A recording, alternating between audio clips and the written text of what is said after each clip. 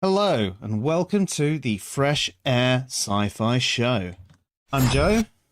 And I'm Dave. And tonight we're going to be covering off your recent article. That's right. So Dave wrote an article called What's in the Box? A £3 Rabbit. And I don't know if you've had a chance to read it or not, but we're basically going to be covering off, some of what inspired you to write that article in the first place, and what it actually means. Yeah, it's basically an epistemological argument. I first started seeing it used by a particular YouTuber. I won't name him because I don't want people kind of pouncing on him and mobbing him and going, blah, blah, blah, blah. But the argument is an epistemological one, and it's about what counts as evidence and whether we can discard something or believe it, or that kind of thing. And it basically goes like this: imagine somebody presents you with a rabbit, a box. Now they say that the box weighs 3 pounds, and the box weighing 3 pounds means that there's a rabbit in the box. But just because the box weighs 3 pounds doesn't mean that there's a rabbit in the box. And we have no good reason to believe that there's a rabbit in the box. And there's no evidence that there's a rabbit in the box just because it weighs 3 pounds. Yeah. Which makes a lot of sense. It kind of does. Yeah. I mean, to some extent, though, it does actually count as evidence that there's potentially a rabbit in the box. Exactly. I think it's the general misunderstanding of what evidence actually is, isn't it? Like, people forget that evidence is something that's indicative. I've written a number of different articles where I've tried to draw that in there, whether it's my bad atheist arguments or when we've been talking on the stream. So it's something that indicates the point. So even an anecdote or a testimony is a form of evidence. That's not necessarily saying it's particularly strong or particularly convincing evidence, but it is still evidence. Saying something is not evidence just because it doesn't convince you or it's weak is a very poor argument. It is. And the argument here is that unless something points specifically to a direct conclusion, then it's not evidence, as the box weighing 3 pounds shows us. Which, again, is wrong, because, as we've just said, it's something that's indicative. So we would perhaps draw a line between evidence and proof, perhaps, where proof is something that is absolutely conclusive, whereas evidence is indicative, and people might draw conclusions from evidence, but that doesn't mean that the evidence is necessarily completely conclusive in the same way. There are other languages that don't actually have that difference between evidence and proof, or some that might actually argue that proof should only be used, for example, in mathematics, which I find funny when you hear the same people telling people to prove it as well. Yeah. But I mean, that aside, you could just say, I think Dutch is one of them, where they have basically a word for evidence, and then they say evidence and conclusive evidence. So whether you choose to use the terminology evidence and conclusive evidence, or evidence and proof, much of a muchness, same but different. Oh, hey LB, just seen you pop in. Yeah, I hope you're all right, dude. Hey LB. Yes. Yeah, and I think, sorry, I cut my own self. That's all right. Off there. I'm having one of those kind of days too. But yeah, regardless, I mean, it is evidence. Anything indicative is evidence. So technically, and I know a lot of you are going to hate this, the Bible is evidence for God. But also the Vedas is evidence for the Hindu faith. And all of these things are technically evidence. I'm not saying they're strong. I'm not saying that they're convincing to me, but they do convince some people. People do draw conclusions from them. They have been indicated a particular way, and that's what they're basing their beliefs on. So it really grinds my gears when I hear fellow atheists say things like, that's not evidence. An anecdote is not an evidence. Why do you think they call it anecdotal evidence? Exactly. It's not good evidence, but it's still evidence. Well, that's the question, or kind of that's one of the points I make in the article. There's evidence, and there's evidence that gives us sufficient justification to believe something. Mm-hmm. The box weighing 3 pounds isn't sufficient evidence to believe that there's a rabbit in the box, but it's sufficient evidence to believe that it potentially has a rabbit in the box. Or something else that weighs 3 pounds. Or something else that weighs, yeah. I mean, if you consider the size of the set of all things that weigh 3 pounds, there's quite a lot of things that it weighing 3 pounds could point to. But it's sufficient to believe that it's one of the things in that set of all things that weighs 3 pounds. Or 3 things that weigh a pound each. Yeah. But yeah, no, that makes a lot of sense. LB agrees, evidence is poor evidence is evidence nonetheless. Oh, hey, OP, nice to see you. Hey, OP. I think he's on a commute right now, so I don't know if he can actually hear us. But thank you for joining in the chat anyway, dude. Yeah. Nice to have you here. Hopefully you can tune in when you get home. And drive safe. Yeah.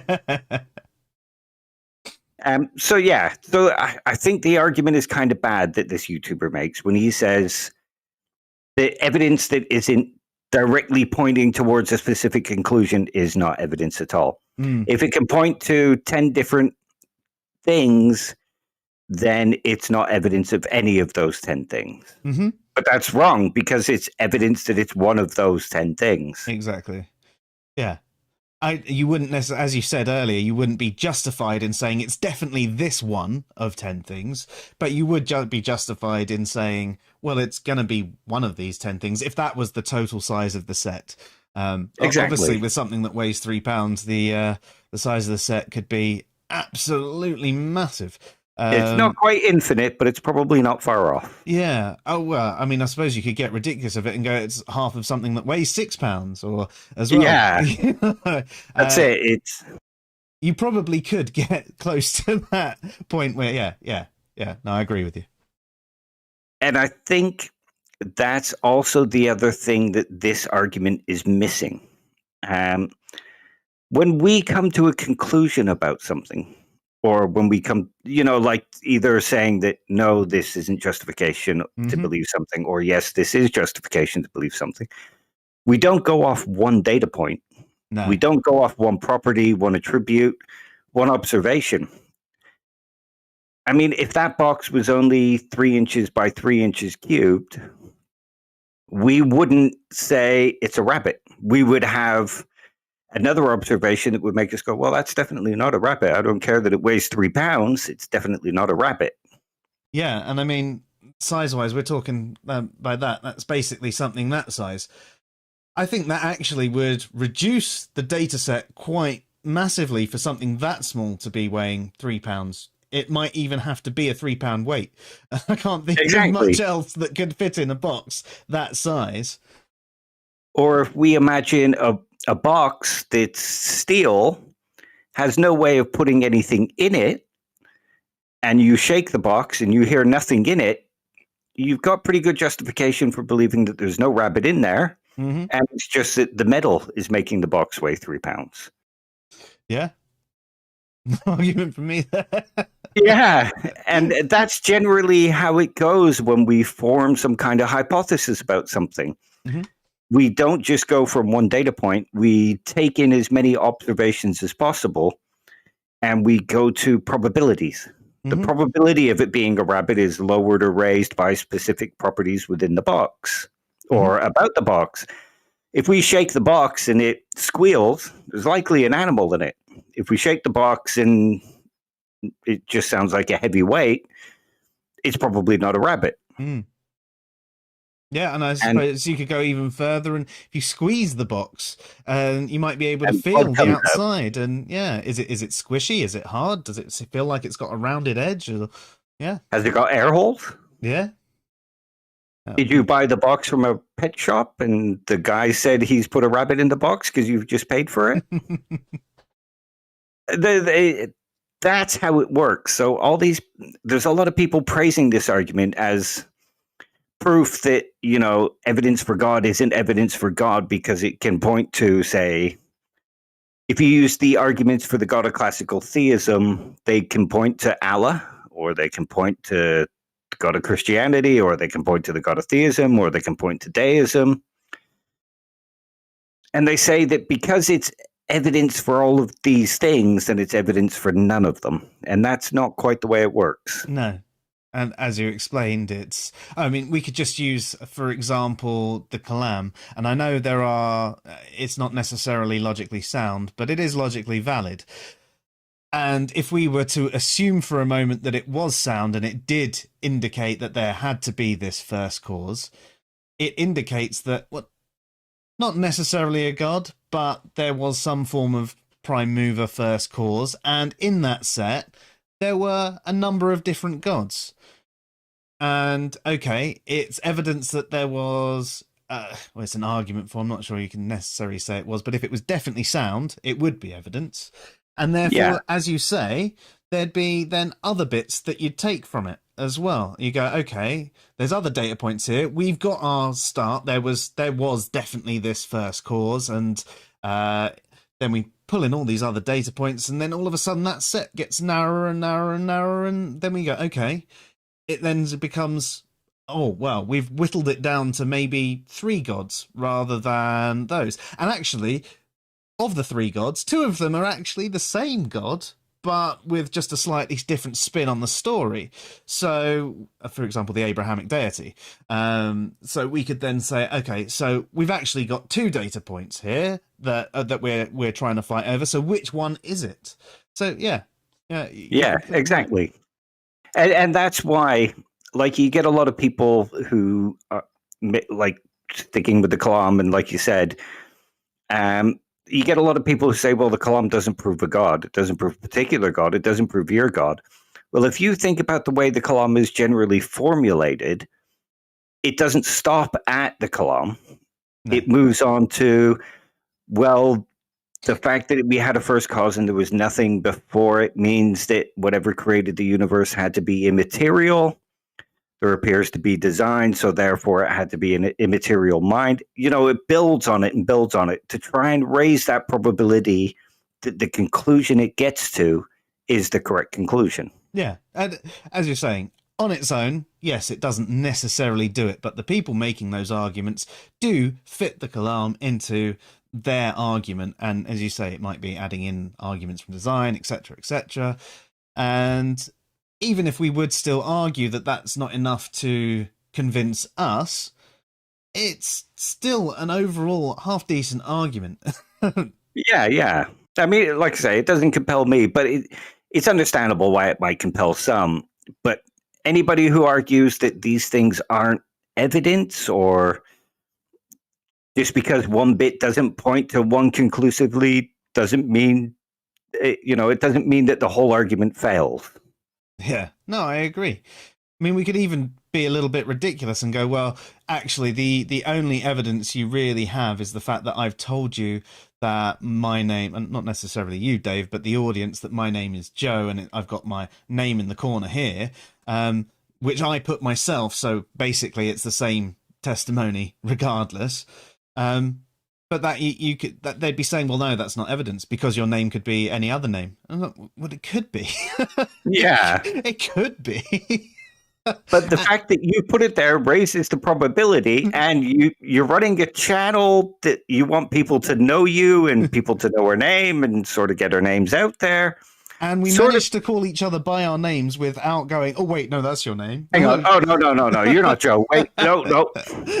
Yeah, it raises the probability that it's actually the truth. Yeah, definitely. And if someone so wished, they could find our Facebook group, for example, and they could see that there's someone in there called Joe that happens to be an admin. And then they could go onto our website and they could see the fact that the author, Davidian, has the same picture as Joe. And then they could trace that back and go through the About page if they so wished. And they could go, oh, okay, it looks like Davidian is the one that manages the Answers in Reason account there. And they're putting these... And there's enough there. Sure, I mean, this could all be a massive fake. I could be a deep fake. Really, I'm Steve McRae. But, I mean, realistically, I would say that there is enough evidence to at least say it's rational to believe that my name is Joe. I could understand someone being a bit hesitant to call it knowledge, even if they've done all of that work. But realistically speaking, man, like, surely. It's enough to justify belief at the very minimum. Yeah. And simply being skeptical and saying, well, it could be that you're lying isn't a rational defeater. No. Simply being skeptical of something isn't good enough to say, well, that's good reason to disbelieve it because I can disbelieve it. Would you say that you can actually be irrationally skeptical then? Yes, I would think so. Because if there's overwhelming evidence to justify a particular belief and you say, well, all this mounting evidence that raises the probability to like 90% that it's correct isn't enough to justify belief because of this one thing where this one time 10 years ago somebody lied about their name to me isn't a rational defeater. Yeah. Would you still call that skepticism? Or would they be more in the realms of either pseudo-skepticism or denialism or cynicism at that point? Yeah, I'd say they're taking it all a bit far. Yeah. I mean, I can understand it if they were to say, meet you in the streets, and you were to say, my name is Joe. Can you lend me 10p for the phone because my car's broken down and I need petrol and I need to phone somebody? I promise you, if you look me up on Facebook and I'll send you the 10p, that might be a good enough reason to not believe you. Mm-hmm. But with the overwhelming evidence of like a couple of years of podcasting, 5 years of posting is your real name, all that kind of stuff, to deny it would be taking it a bit far. Fair. No, I agree with that. It'd be sort of like saying all the people that mobbed the Capitol building yesterday were Antifa. Yeah, they're all hired actors. Yeah, because I want it to be true, but there's all this overwhelming evidence. You're being a bit. You're not being skeptical. You're being an idiot, basically. Yeah. The thing is, even if we did suppose that every single one of them were hired protesters and not real Trumpers, because Trumpers wouldn't do that, Trump supported them. Yeah. So what does that say about the moral character of Trump? I mean, we've all got our opinion on it from before this instance, but the fact that people are still standing behind him and to save themselves from believing that any Trumper would do it because they wouldn't themselves and they're a Trumper. And I can understand that they don't want to be associated with that sort of thing. But they're going to the point of going, well, no, that would never have happened. That would never be a Trump supporter. They've clearly been hired. There's this hire actor. Look at this picture of this guy. I mean, do you know what? Maybe there are people who are hired protesters out there. Maybe there are people that just like to join in and cause damage wherever it is. I mean, that's entirely possible. But the fact of the matter is, I think we could say most of them are definitely Trumpettes and Trump supported them. So even if they weren't, it still shows that Trump is an immoral wanker and should never have held office. And it shows that he expected something like that to happen. At least in my opinion. So all these desires for it not to be are not rational defeaters for the idea that they were Trumpers. They're desires for it not to be true, but just because you desire it not to be true doesn't mean that it's evidence that it wasn't true. and that's basically this rabbit in the box argument would say, well, there's all these other possibilities that it could have been, so therefore there's no evidence to show that it was Trumpers that did it. Yeah. Which fails as an argument. If we look at the rabbit in the box argument in various different ways, you can just see the weakness of it. And it's kind of like the Trumpers. The people that are supporting it are like, oh yeah, it criticizes God and it says we have no good reason to believe that any gods exist because it could be any god from this one particular data point. It's a great argument. They're doing the same thing as the Trumpers. Yeah. No, I agree. So how do you, I mean, obviously the article that you wrote should suffice, but when people are making this argument, have you tried having a similar conversation with them like you did in your article? No. Right, okay. Most of them don't speak to me, so. It'd be interesting to see how this sort of thing would come across. I must admit, I am in my conversations about evidence and the whole not evidence thing. I have been pleasantly surprised in recent months that more people actually go, oh yeah, I see what you mean. Yeah, it is still evidence. It's just crap evidence. It's weak evidence. And maybe I'm wrong saying it's not evidence. And I've been really, really actually happy with that response. You do still get people making the poor arguments and actually rejecting what you're saying.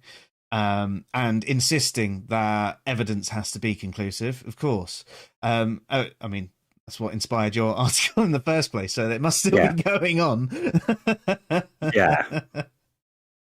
And one thing I will say for the argument is that it does have a very good use as an analogy for why one data point can point to a large set. And it pointing to a large set doesn't justify belief just based on that one data point. So if you look out and go, well, the world looks designed, so therefore there must be a God, that's not sufficient justification. And this argument is good for pointing out something like that, but it ignores the fact that most people don't believe based on just one data point. Yeah. So from that perspective, the argument could be made better rather than going, it's not evidence, it's not justified on that single point alone. And then, like you did in your article and have spoken about here, if you then looked at other parameters of the box and things like that, and you point out how it can work and how it can build up and how you could potentially have a justified belief that it is at least one of these things, or maybe under certain conditions you go, there is only one thing that it could actually be at this point, Yeah, exactly. And one other thing is that the argument can be used to show that we can use rational defeaters to remove various of them, various of the kind of, not conclusions, but options. So we can use it to say, well, there's no air holes in the box. I found the box at the bottom of the sea and it's been there for 200 years. It's unlikely there's a rabbit in the box. The argument can be used to show stuff like that. So it's not completely useless. It's just not useful in the way that it's being used. It's basically malformed. Yeah, basically. OP says, what about beetles in boxes for philosophy of language? Wittgenstein. You want to explain that one? Okay, yeah. Imagine if everybody had a box. And inside nobody ever gets to look in anybody else's box. But we just call everything that's in the box a beetle. I'm trying to put it as simply as possible. So eventually, beetle would describe whatever is in the box. Mm-hmm. It might not be a beetle as we would refer to it if we saw a beetle, mm-hmm. but it would be a beetle in a box. That's just how the language would grow to become. Mm-hmm. Yeah. Fair. Yeah. So, I mean, in this case, well, if everybody called what was in the box, this 3-pound thing, a rabbit, eventually it would become a rabbit in a box. Yeah, I suppose, yeah, it's more an argument for how language works and how it develops and what see, a word will have a referent. Mm-hmm. So the word points to a particular thing. And in this case, if everybody started calling what was in the box a rabbit, that word's referent would be whatever is in this box that weighs 3 pounds. Yeah. Yeah, interesting.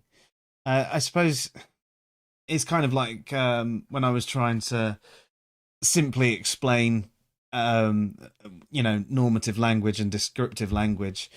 And if the word atheist, for example, was used to describe a cheese sandwich, that eventually all cheese sandwiches are atheists. Exactly. Yeah. And it's why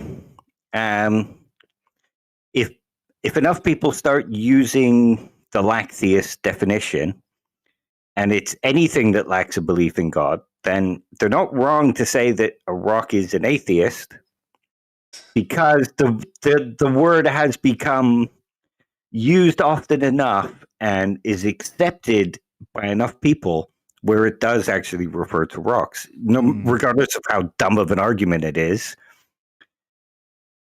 Yeah, no, and that is the way language works, and I accept that, and I think that's why we separate normative uses and descriptive uses. It is generally why, in technical circumstances, a word is used a particular way, and it's kind of, they argue to keep that word meaning because it becomes very specific. And when people in that technical circumstance read that word, they know what that word means. Yeah. A simple example for science is going with when they're using theory in science. They're not talking about just an idea. Exactly. They know the context that they're talking about. Yeah. And in much of the skeptic community now, the word theory has lost the just a guess thing because they insist on using it in the sense of how science use it. Yeah. It's almost like the colloquial definition that you would be using on the street of, oh, I've got a theory about that. They're like, really? You've had peer-reviewed studies? Yeah. Language is a funny bitch, isn't it? It is. We should do a stream on it at some point. It's fascinating, to be honest. I think Opie would be one of the good ones to get on for that as well. Yeah, especially with his paleontology stuff. Yeah, definitely. So if you're up for it, Opie, let us know. We can start the stream a little bit later so it fits in with your work schedule if you like. Yeah, I'd love that. Yeah, me too, definitely. One of the other advantages of working from home and being on lockdown, and having moved the office around, I can go a little bit later if necessary. I know you're still a little bit tired, but it depends on when we start. We could even start and have you in the living room, couldn't we, Dave? Yeah, definitely. I'd like start after Emma goes to bed, and she's got to get up early. So yeah, I mean, I'm okay with doing that, especially until the end of March, I think, is when the lockdown's been extended to at the moment, hasn't it? Oh, bloody hell, I don't know. I've been so busy paying attention to the revolution in America, I've lost track of everything else. Yeah, I think we had the announcement came out yesterday because the day before yesterday there were over 1,000 deaths in the day for the first time since last March or something like that. and 63,000 new cases, and they even thought that there's actually even more than that. And you can sort of understand why there's all these cases. You know, you've had kids going back to school, and then you had slightly relaxed restrictions, and then you had people at Christmas, and I bet a lot of people just went, well, fuck it, I don't care about this, I'm going to go and see my family regardless of what you say. And I know tons that did. Yeah, I mean, I was gutted because I actually spent 2 months isolating beforehand, and then a week before being told no. And I have to admit, there was part of me that went, should we just go? Should we? Should we just leave now tonight and go and ask if we can stay down there for a week, and I'll take my work laptop and, you know, but it's not worth it at the end of the day. Ethics is a pisser. Yeah. Yeah, once you start becoming ethical, it ruins everything. It really does. See, there's a reason why you should never study philosophy, because you start becoming a good person. Damn it. I know. It's like I was saying to a friend earlier on today at work. I almost miss sometimes being so wrapped up in so many layers of Dunning-Kruger about so many subjects and situations and things like that. Having that level of confidence and certainty about your own knowledge and everything like that.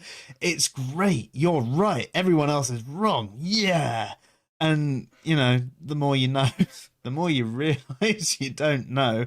And the more you feel so unconfident about it. And all these people coming in who, you know, have no clue, are so certain of their opinion. And you're like, I miss feeling like that. Yeah, I need to find a new subject that I think is really little and is actually really big, so I can have that feeling again. Yeah, no, I have to admit, I am jealous of a lot of those people because I just can't be like that. It's like, oh, what do you mean I'm wrong? Okay, I better go up and look this up. Yeah. Whereas most people are like, what do you mean I'm wrong? How dare you? I'm smart. No, you're the one that's wrong. I don't care that you studied this subject. You're the one that's wrong. I'm super smart and rational, and you know, other atheists agree with me, so therefore you're clearly wrong. Exactly. Yeah, I kind of wish I could be like that, but unfortunately I can't. Yeah, and to be honest, it's probably better that we're not. And I'm sure there are still times when it takes hold of us as well, and we think we know. Oh, yeah, everybody suffers from the Dunning-Kruger effect to some degree. Yeah. And those that say they don't are prime examples of those suffering it. It's sort of like the G.I. Joe fallacy. Well, I know what fallacies are, so I avoid them. Well, you've just committed one. Yeah. The paradox of the G.I. Joe fallacy. So Opie's saying he actually gets his vaccine sooner. Have you had yours yet, Opie? Or you on the list? You know when you're getting yours? I should have actually apparently had a letter about mine because of my asthma. Which I thought was still a bit early. I thought they were still doing the elderly and care workers and doctors and things like that. But Katie's dad, who also has asthma, has got his. But I suppose there is the fact that he's also a bit older. Oddly, they didn't think to give him one because he has skin cancer. They've given it. The letter was only talking about his asthma as well. But maybe there's something in the background that raised his priority. But so he's going to be getting. Opie's going to be getting his within the next couple of weeks. That's pretty cool. Yeah, be interesting to see how that goes. I mean, that's another thing that I've been seeing a lot of recently. People talking about deaths from the vaccine, and there were 6 people that died in the study. I don't know how to say the Pfizer. Yeah. I just read it and I just go. Close enough. If you get enough people to say it that way, that's how it will be said. Let's do it. So the Pfizer vaccine trial. Yes, there were 6 people that died on it, but 4 of them were actually on the placebo, and the other 2 they found no link as well. They were just older people, and it seems to be just that they probably would have died. They died within a normal age range. But there are people pointing at that going, see? There are also a couple of people in a care home in, is it Norway or something like that? But again, it was like something like 30 days after taking the vaccine. And again, it seems like they died of natural causes. The only one, I've looked into them as best as I can. I mean, yes, it is internet research and reading articles and trying to trust others' opinions, is the case of the doctor in Florida, who's 41, and he had no real adverse events from it, didn't even feel sore or anything like that. Then a few days later, his wife started seeing spots that seemed to indicate some form of internal bleeding. And then a month later, he had a stroke, which they think might have been linked to it because no one was actually listening to her or would do it. So that one's literally just gone up today or something like that. So they are waiting to do the autopsy to confirm whether it is or it isn't, or if they can find a link. But realistically speaking, these are people who are looking at single data points and drawing assumptions on it, and not looking into it as best they can. They're going in with the conclusion, I don't want the vaccine, it's going to be bad, vaccines are bad. And they're going, see? But actually, from the first bit, 4 people weren't even on the vaccine. They were on a placebo. And then they turn around and make claims like, oh, it's a dangerous placebo. Why are they using dangerous placebos? I'm not quite sure that's how a placebo works. And it's one of those things where you see such a lack of understanding about these things. And it's frustrating, but there are also people that you can't reason with because they are so grounded in their opinion, and it's ridiculous. I mean, I even got into I avoided the conversation at work because it was a meeting, and there was a guy, absolutely lovely guy, who doesn't want to get the vaccine. And one of his reasons is fairly rational, actually, but the main one he was going on about was the fact that he and his family and his kids and all of that fit within the range that they wouldn't be hurt by the vaccine. And so I turned around, and the only comment I had on it was, well, you can still be asymptomatic and pass it on. So you could pass it on to someone else. And he turned around and went, no, it's been proven that asymptomatic people can't pass it on. It's like, no, it hasn't been proven. They have less chance of passing it on because there is no sneeze to spray it out, but they're still able to do it. They wipe something like that and they touch something, they're still going to pass it on. And in fact, I have a real life example. A friend of the wife's, her son was going to sixth form college, completely asymptomatic, doesn't feel ill or anything like that, has brought it home and given it to his parents. And it's like, right, okay. Clearly, I mean, okay, that's an anecdote, but it does back up the point that actually being asymptomatic, whilst you have a reduced risk, doesn't mean that you're not going to be passing it on. Yeah. I don't know if you saw David Silverman's post recently. No. The American Atheist guy. I think he's ex-American Atheist now. He was arguing that masks are useless and that if people didn't want to catch it from him, they should just stay away from him. You know, that kind of stuff. Really? Yeah. That's what the skeptic community has become.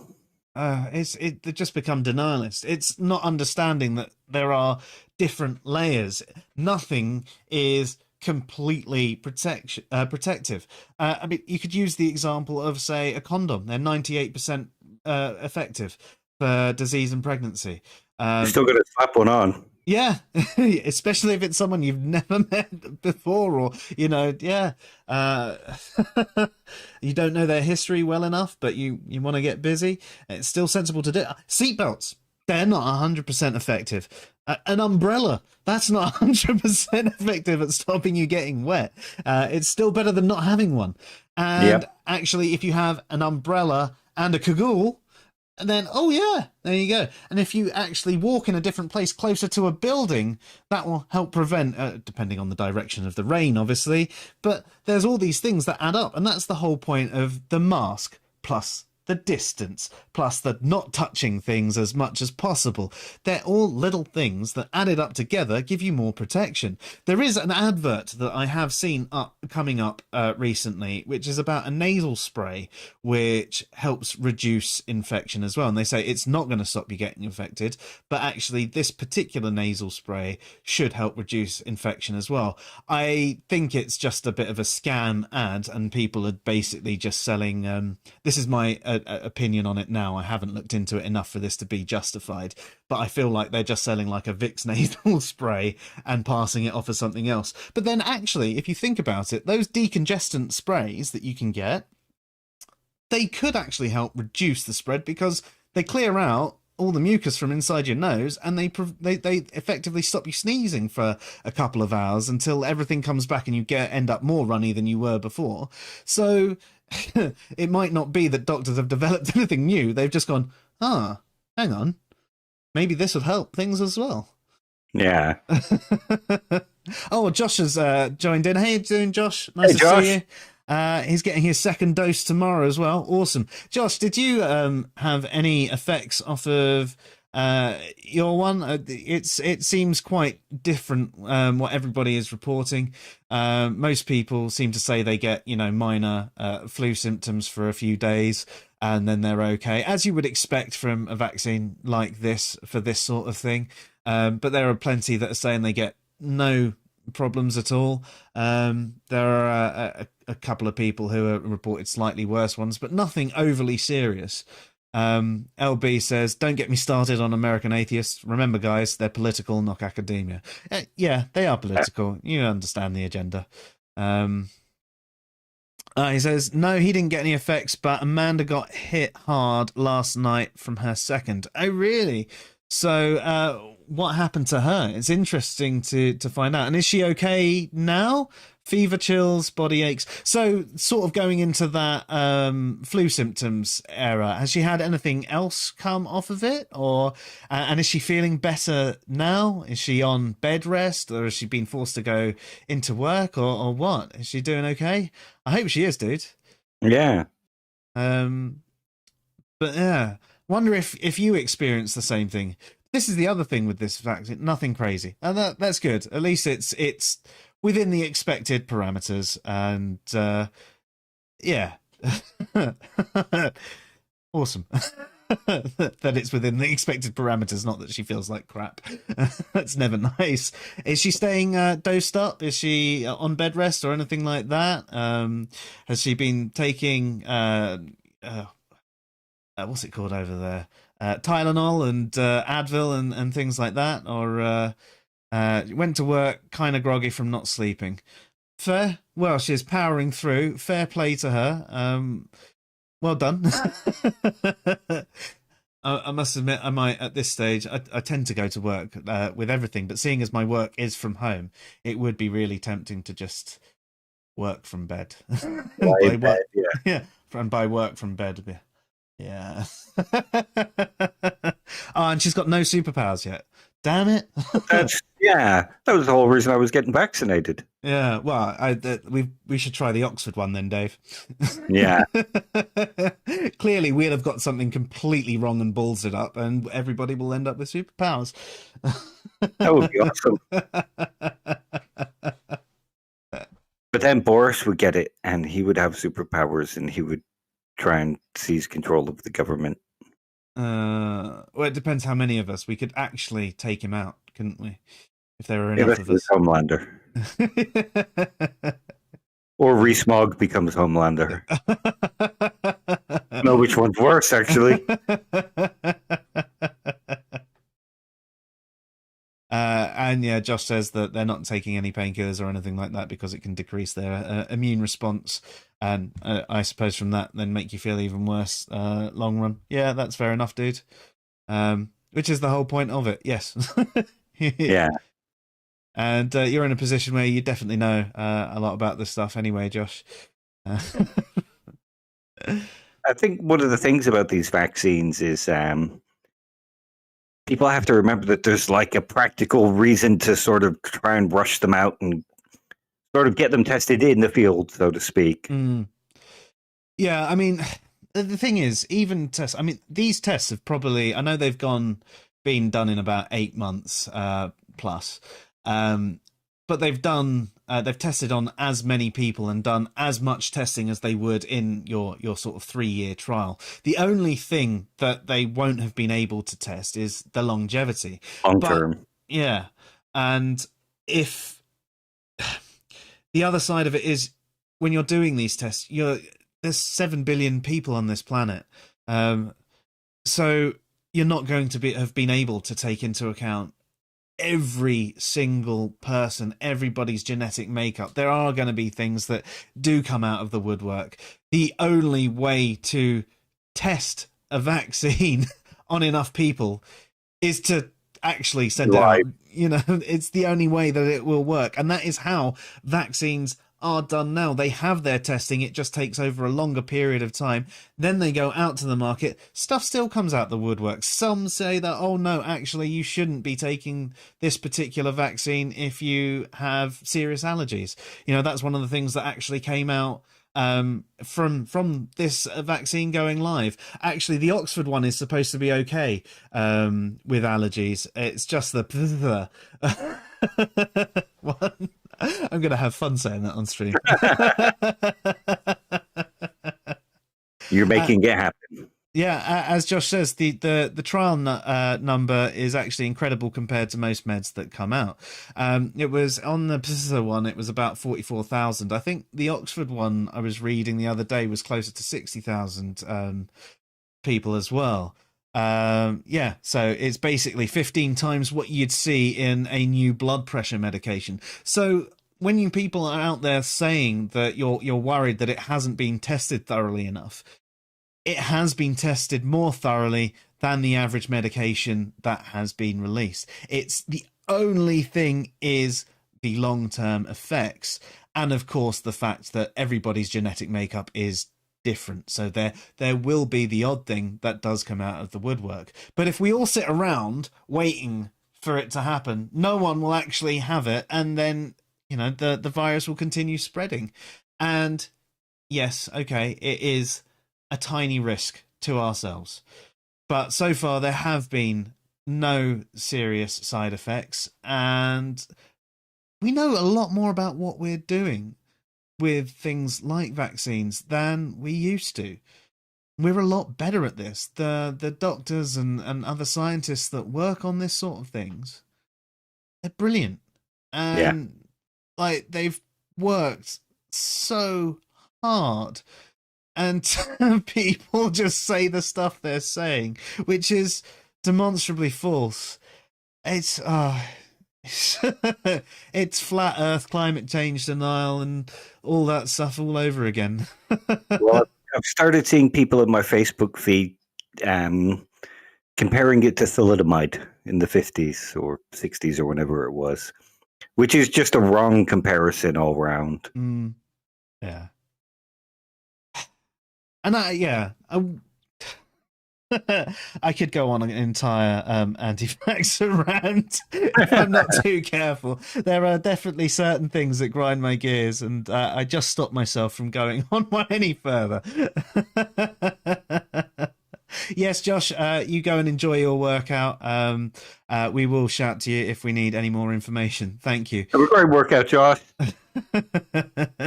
Strong man. Boobies. So obviously we've gone off the rails a little bit about talking about boxes and what's in the box, but I also think that we've demonstrated, even with the vaccine thing, people using a single data point as evidence for something without actually looking at the other data points. It doesn't mean that it wasn't evidence. So when I was talking about the 6 people that died in the trial and people using that as evidence, it did indicate that there could be something there. It was just bad evidence for that, because when you actually examine the other data points, you realize, oh, actually, yeah, 4 of them were on the placebo, and the other 2, it was showed that they died of natural causes, and it was around the time that you'd expect someone of their age group to die anyway. And there you go. There you have that whole justified look at things. And that's exactly what your article was demonstrating about how, yes, so it doesn't mean it wasn't evidence for the rabbit in the box. It is evidence that something like a rabbit could be in the box. And there are other things it could be. And then when you add in the other parameters, you all of a sudden, your belief of what it is becomes more rational, more justified. It shapes down, yeah. And probabilities are raised and lowered for certain hypotheses about what happened, or, certain hypotheses about what's in the box.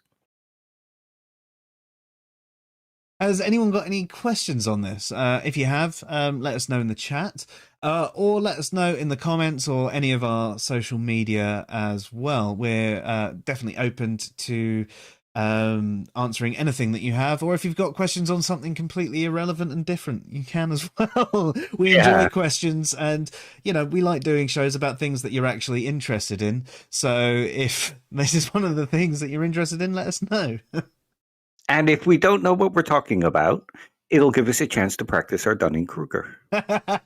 Yes, in fact, if you can give us a subject that we think we know about, but we really don't, I'll get to have that special feeling again. Let's talk about American football. Well, it's just like rugby with pads, isn't it? But they throw the ball forward. And better pay. Yeah, a lot better pay. Insane pay. Yeah.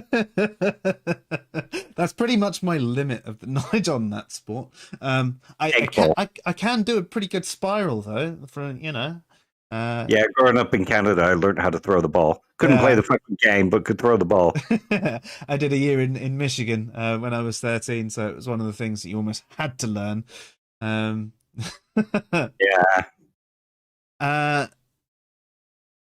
So LB says, is it possible to deny evidence like a YEC does with evolution on the subject of God? What do you mean by that? It's definitely possible to deny it. Do you mean that is it possible to do it in a rational way? Okay. So first of all, we have to go and examine, can a YEC have a rational belief in young Earth creationism? And I addressed this on a stream a little while ago, but I think the answer is actually yes. Okay. Yeah. If they are in, say, a commune or a small community where they don't have access to the internet, they don't have access to the science books, all they have is the Bible and what everyone tells them, it's perfectly rational for them to believe that, because they have all of these things put into them and they've got no way of actually verifying it. And over time, it becomes harder and harder to change your beliefs. So say they then leave this commune at the age of 30 and they get onto a computer and they speak to an atheist about science, but all they've heard about science and atheists is that it's evil and it's by the devil, and that evolution is a trick to make people fall into Satan. I think at the start, especially when it might only be a couple of people that they've talked to, they could still be rational in denying that evidence. Yeah. Could be. But the more that they were to explore it and to see that it's the entire world's scientists, and there are, 98% of Christian scientists accept the theory of evolution and things like that, I think their denial of the evidence becomes less rational, to the point where it then becomes an irrational belief to maintain. Yeah. Does that sort of answer your question? So what he's saying, but what he means is, sorry, but what I mean is that even if there is good evidence for the existence of God, can someone deny it as such? What would we say is good evidence? Yeah. That is the bit that we need to actually cross here. Are we saying if God suddenly appeared in front of everybody, everybody was having a hallucination, he snapped his fingers, and all pregnant women popped out their babies, their children instantly grew to the age of 10 and started repeating every verse from the Bible? I'd say that was pretty good evidence. It's quite unrealistic, I understand that, but I would say that was pretty good evidence for a god. So could someone rationally deny that? Not really. They could be suspicious and think that it could be someone with some amazing newfangled technology. They could. But why would they choose that particular god, that particular method? It's if we were to use Occam's razor on that particular one, I'd say that God would be the more rational one to believe in. Yeah, it comes down to probabilities and which seems most likely. And like in that case, with the babies popping out things, we have our beliefs about God and we have these arguments that God exists and all that. And we have these stories about God performing miracles, but we have no stories about aliens ever doing this. So it would lean more towards God than it would aliens because there is evidence of experience of these things. Yeah. As LB says, he says that does actually answer the question. There'd no longer be a skeptic, they'd become a denialist. Basically, or a cynic, or a layer of pseudo-skepticism, or if they really want to use the title of skeptic, they're a really bad skeptic. Yeah. I mean, you can always, for almost anything, you can come up with a skeptical argument. Like, think of the 5-minute hypothesis. You can come up with a hypothesis that we only came into existence 5 minutes ago.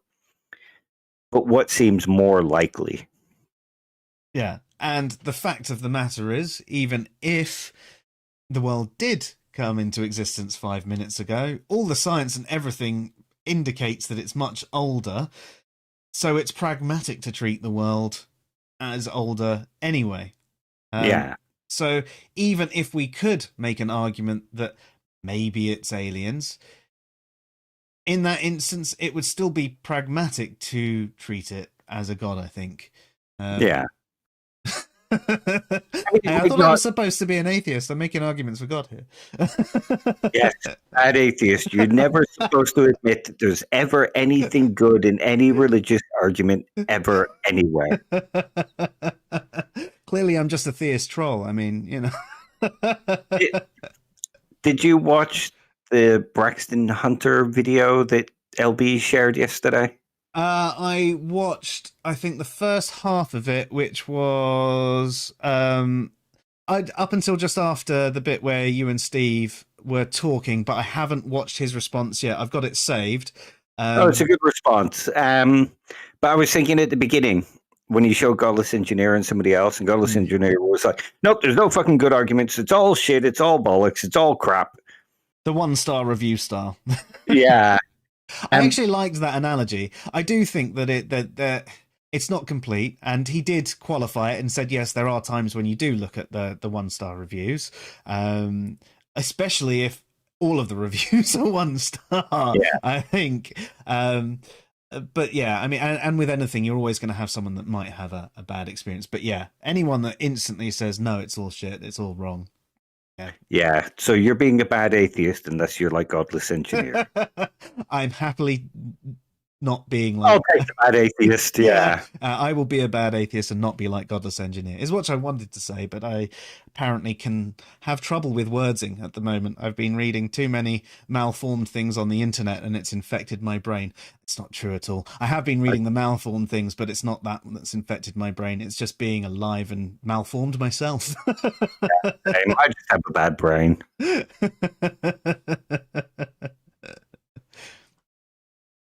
Yeah, LB, I mean, you say he's another new atheist. I mean, technically, like we did on that stream with Ozzy, a new atheist is just someone that speaks out against or challenges theists. It's just he's a form of the bad new atheist versus a good new atheist, we would say. But then that sounds like we're blowing our own trumpets. Yeah, theoretically, we could kind of be classified as new atheists because we too question and challenge religious arguments, and we're kind of vocal about it. We're just not assholish about it, and we actually, it's not just sticking fingers in our ears and going, no, religion bad, beliefs bad. We're just not doing that. No. And equally, we challenge each other and we challenge other atheists as well, which is why we are often called theist trolls or things like that. Yeah, I'm just challenged.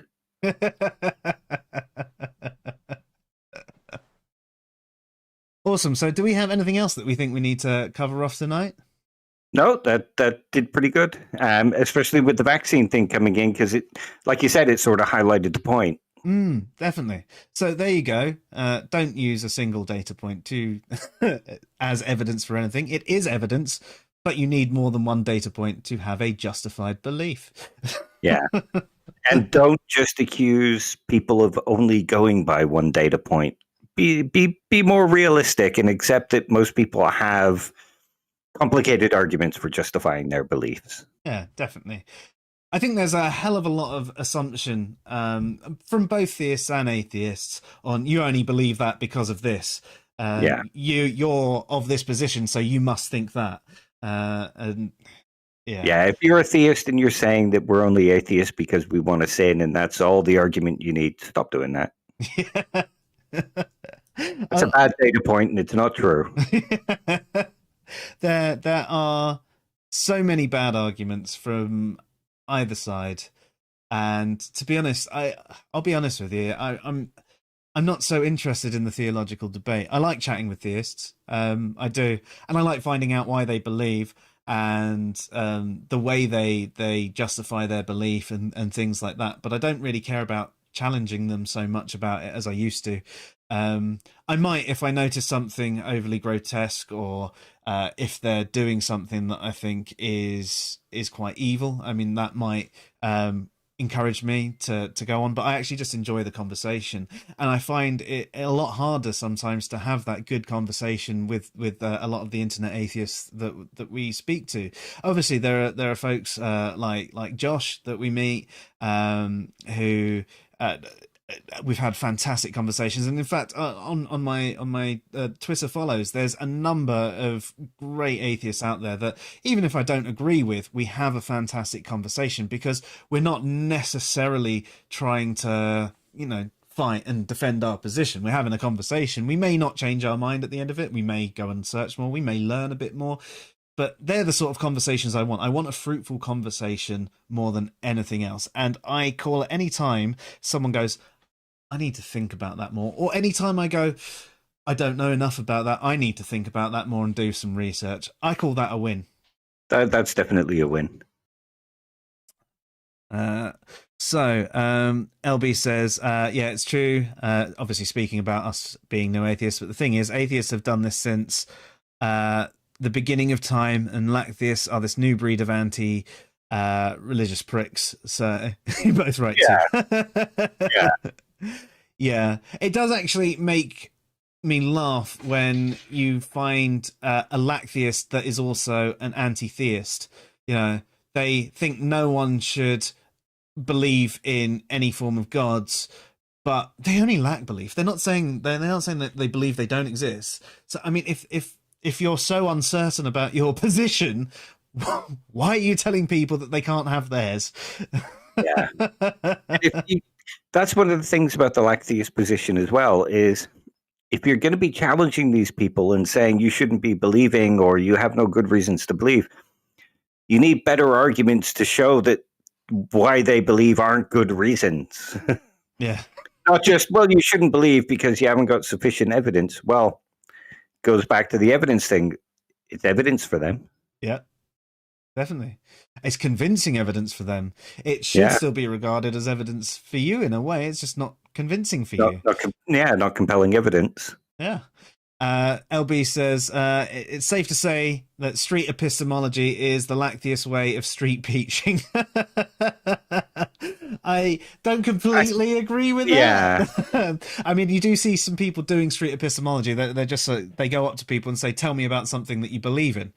And they do it. And then they start asking Socratic style questions and sort of unwinding the beliefs. I don't think that it's the only way street epistemology is used, but you do have a point that it can be used that way and is used that way.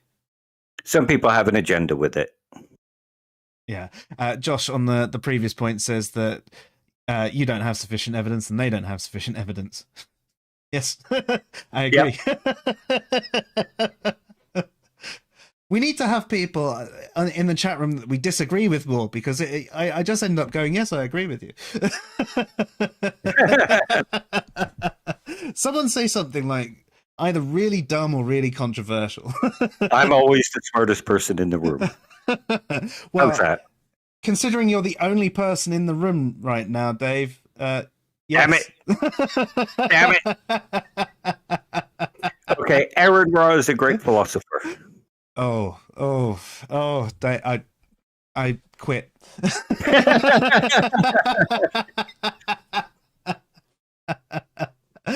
That seems pretty controversial. Yeah. But again, we'd all agree that he's not. Yeah. So it doesn't quite work. No. Yes, LB, I knew you were referring to the Aaron Ra style types of lacktheists and the way they do it. You're right. Street epistemology is used in that way. It's just not the only way that it is used. YC is true. Earth is flat. Yeah, but we know LB doesn't believe those things. No. And if he does, get out of our chat room.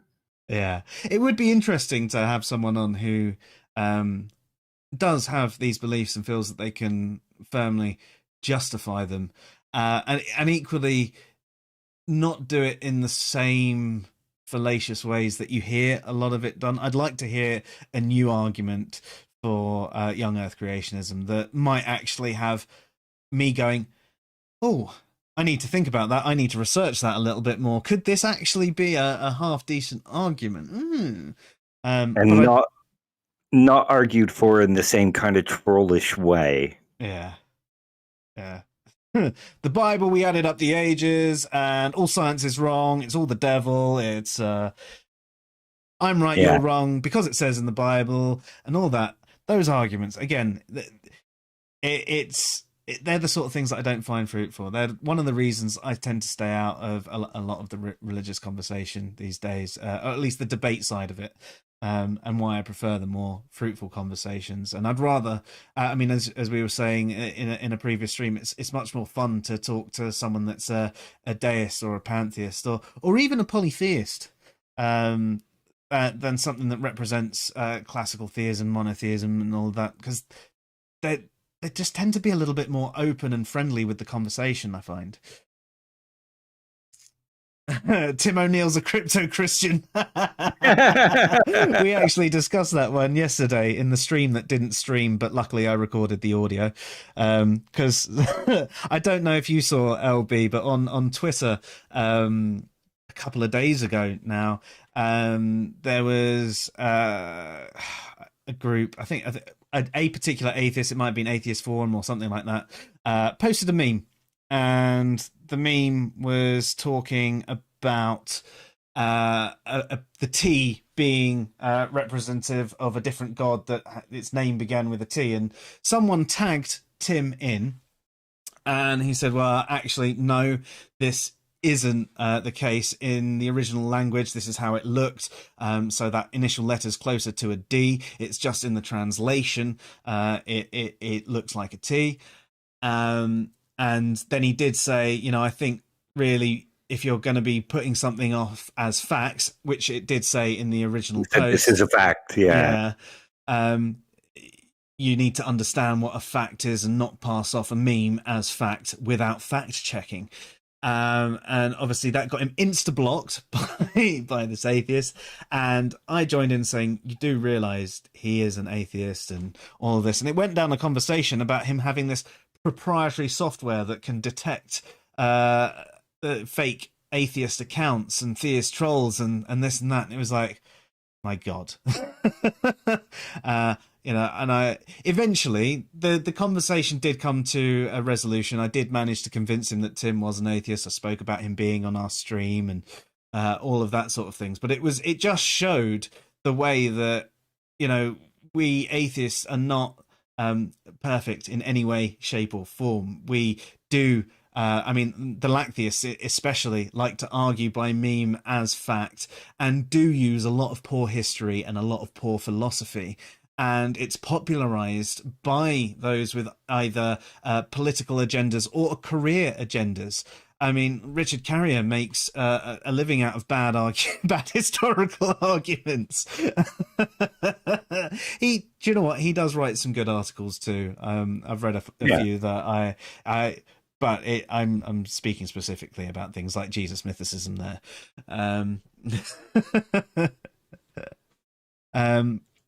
Sorry, Josh, you said intent of an action doesn't play part in the moral judgment of an action. We can always discuss that one in a future stream. Yeah, actually, I would like to have you on to do that. And actually, we could even throw in your thoughts on deterministic morality as well, Josh. That might be an interesting conversation to have. Intent, morality, and determinism. So if you've got a free point in the future, that might be a fun conversation to have.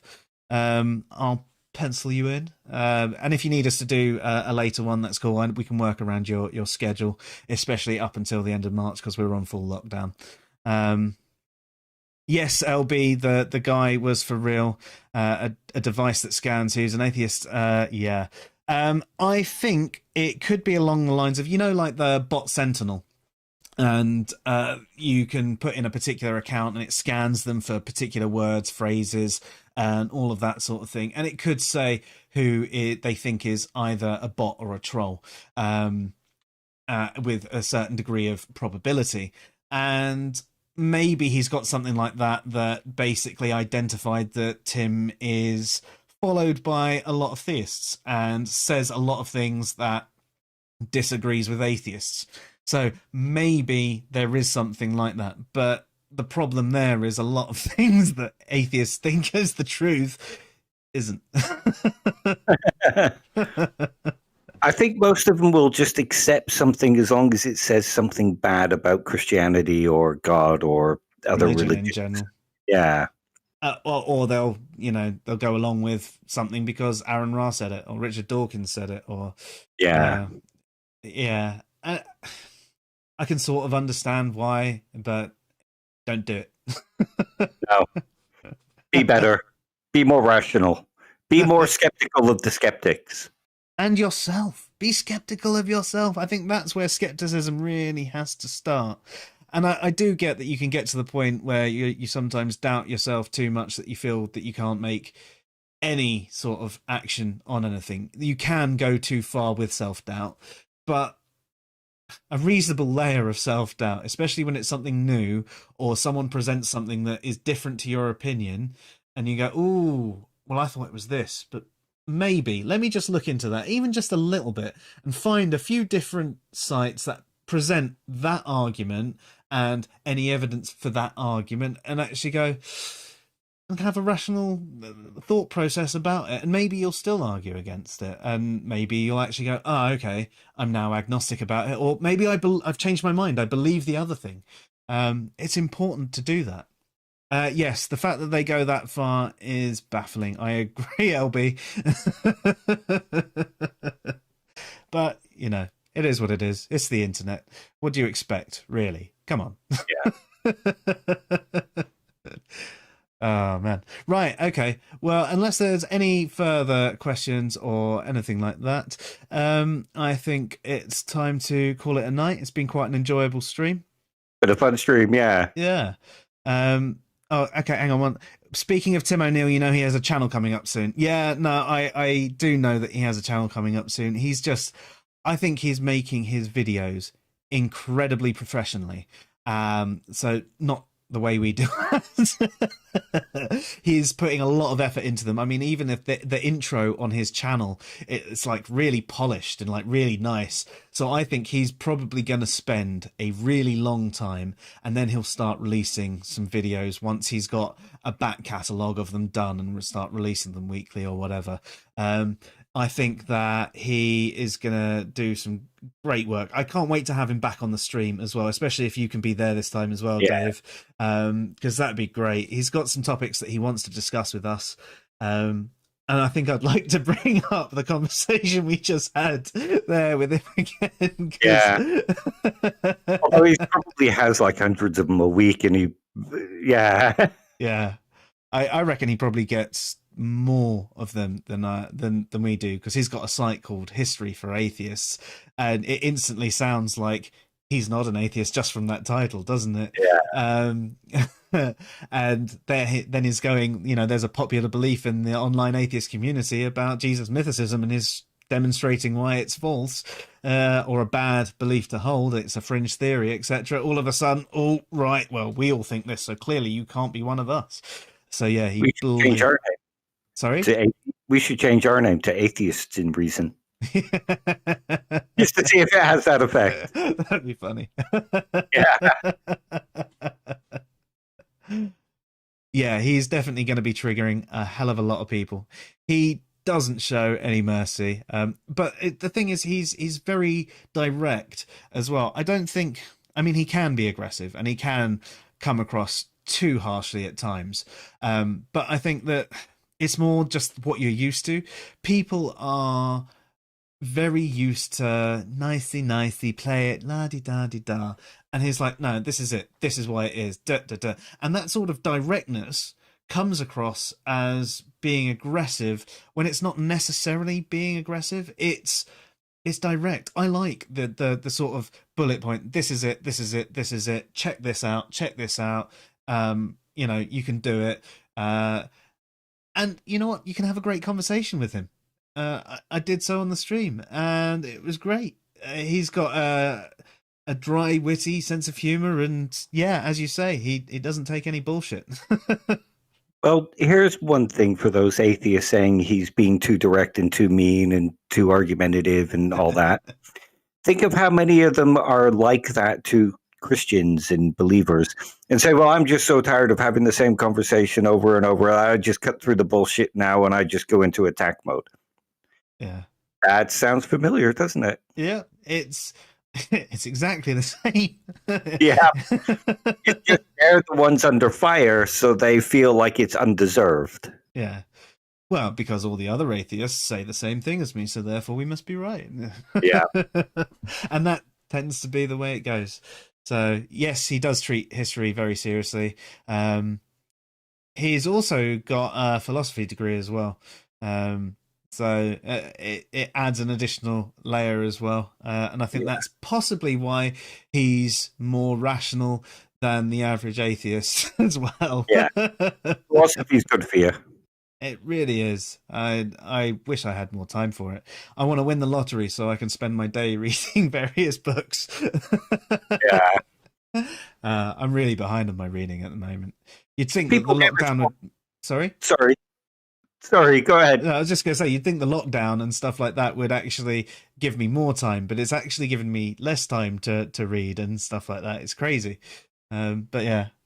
You feel more tired being locked in all the time.